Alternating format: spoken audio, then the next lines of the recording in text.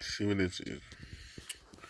Looks to be the turbo log manifold that is being used on so many different applications. Yeah, swaps and stuff, rims big as monster trucks, wide harnesses, yeah, boy, we stock them up. Hit subscribe so you know you stay in the loop. Hit the bell, new videos coming soon. Yeah, swaps and stuff, rims big as monster trucks, wide harnesses, yeah, boy, we stock them up. Hit subscribe so you know you stay in the loop. Hit the bell, new videos coming soon.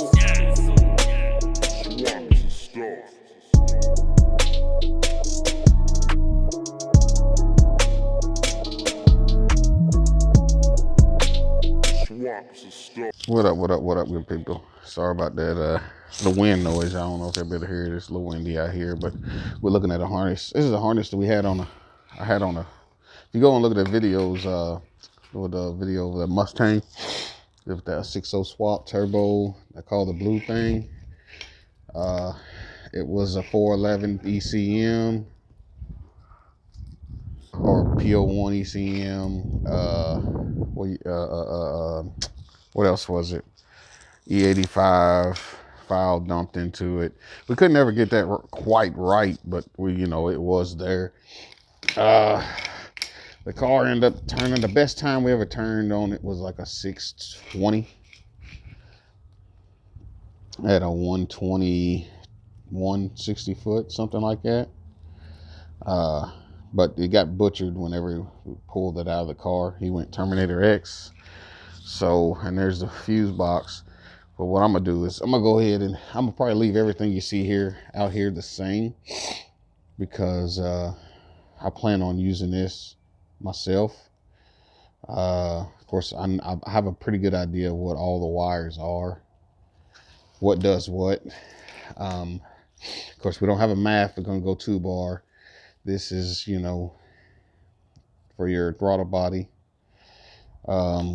These is for your O2 sensors, bank 1, bank 2, and then of course you got your injector plugs. I'm gonna probably run adapters because I'll be running the different style plugs. But if you look at the wires here, I mean, majority, of what you can see here. Oh man, it's a mess. I'll get it straightened out, but you got your ignition, you got a key hot, and then you got power on, and you got ground. But then over here is where I'm probably run into a little bit of doing a little work with a continuity checker. You know what I mean? To find out what goes where. A lot of these butt connectors got put on later once we started putting in, because the ECM was in the car and then the fuse panel was in the car and we went through the firewall. Anyway, again, but all the markings, all the numbers are here. Bank 1, bank 2, crank signal.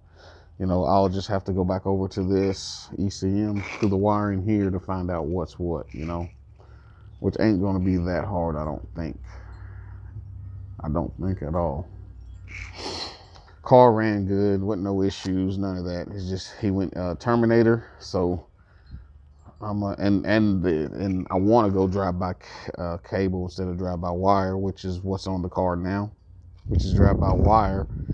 I want to do away with drive by wire, go drive by cable, run the PO1 box, which has already been flashed. It's already got the E85 smashed into it, slammed into it, however you want to call it.